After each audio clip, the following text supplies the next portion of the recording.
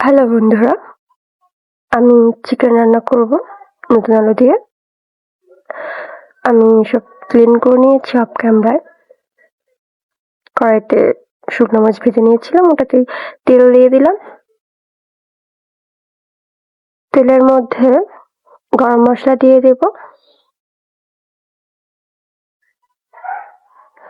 একটু নেড়ে নেব কিছুক্ষণ।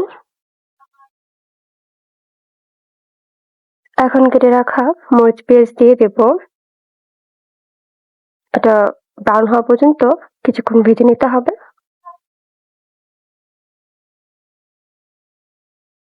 এই তো ব্রাউন হয়ে গেছে। এখন গ্রেট করে রাখা আদা রসুনটা দিয়ে দিতে হবে। এটা কিছুক্ষণ ভেজে নিতে হবে।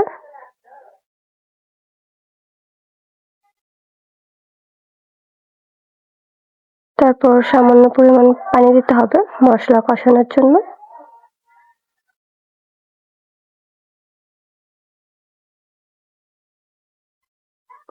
আমি হলুদ গুঁড়ো, মরিচ গুঁড়ো দিয়ে দিলাম।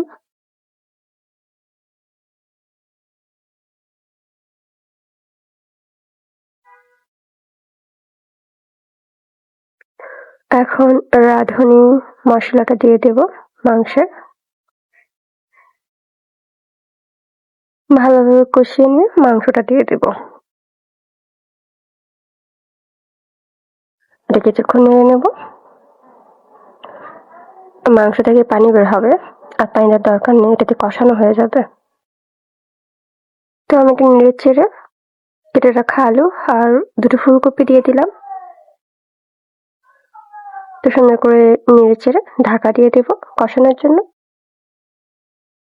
তারপর ঢাকাটা খুলে কেটে রাখা টমেটোটা দিয়ে দিব, সাথে ওটাও কষিয়ে নেব। আবার ঢাকা দিয়ে দেব। আর মাছটা কষানো হয়ে গেছে।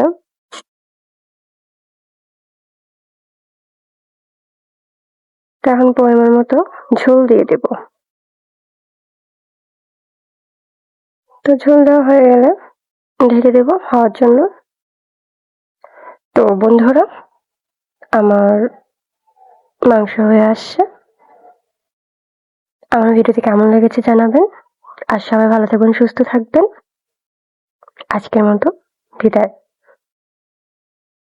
আল্লাহ হাফেজ।